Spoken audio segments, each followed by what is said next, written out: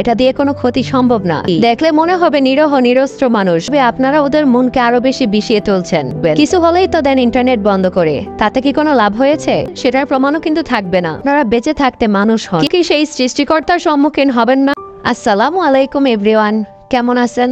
আবারও চলে আসলাম। আপনারা কি তুষের আগুনের গল্পটা জানেন? আমি বলছি, শুনুন তাহলে। এই তুষের আগুনটা ব্যবহার করা হয় প্রয়োজন অনুযায়ী। যেমন শীতকালে অতিরিক্ত শীত থেকে রক্ষা পাওয়ার জন্য, একটু উষ্ণতার জন্য এই তুষের আগুনটা ব্যবহার করা হতো।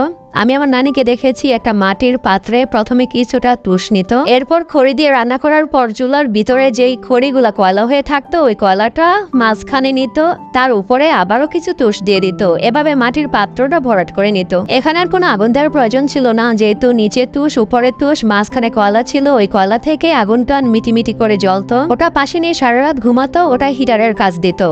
ওটা থাকলে শরীরের কোনো শীত অনুভূত হতো না। পর থেকে এই মাটির হিটারটা দেখলে মনে হবে এটা রিস্ক ফ্রি, এটা তেমন কিছুই না, এটা দিয়ে কোনো ক্ষতি সম্ভব না। কিন্তু এটার ভিতরে ভিতরে লাভায় ভরা, আগুনের লাভা, যা দিয়ে একটা পুরো বাড়ি পুরানো সম্ভব।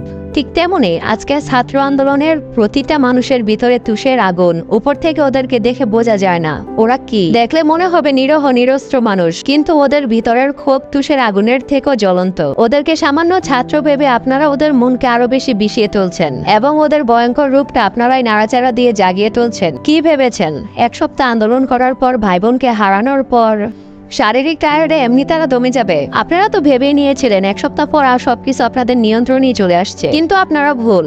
কারণ তুষের উপর নিচ কিন্তু আগুন থাকে না, তুষের আগুন থাকে মাঝখানে। এখন তারা প্রথম থেকে দ্বিগুণ শক্তি নিয়ে ফিরে এসেছে। এখান থেকে যদি অর্ধেকও ভেনিশ করে দেন, তারা 3 গুণ 4 গুণ 5 গুণ হয়ে আসবে। একটা সময় আপনারা সংকীর্ণতায় ভুগবেন। কিছু হলেই তো দেন ইন্টারনেট বন্ধ করে, তাতে কি কোনো লাভ হয়েছে? তাদেরকে যে অত্যাচার করবেন হয়তো সে প্রমাণ তারা রাখতে পারবে না, কিন্তু তারা যদি উল্টো আপনাদের সাথে অত্যাচার করে সেটার প্রমাণও কিন্তু থাকবে না। তাই বলবো, এই মেধাবীদের বাঁচতে দেন সুন্দর ভবিষ্যতের জন্য, আর আপনারা বেঁচে থাকতে মানুষ হন। কিছু মানুষের ভয়ে যদি হাজার মানুষ খুন করেন, তাহলে আল্লাহর ভয়ে আপনি কি করছেন? কখনো কি সেই সৃষ্টিকর্তার সম্মুখীন হবেন না? অনেকে ভাবে আমি ভালো থাকলে, আমি বাঁচলে আমার সংসার বাঁচবে, আমার সন্তান বাঁচবে। আমি বলবো আপনারা ভুল। সবকিছুর দায়িত্ব একমাত্র আল্লাহর।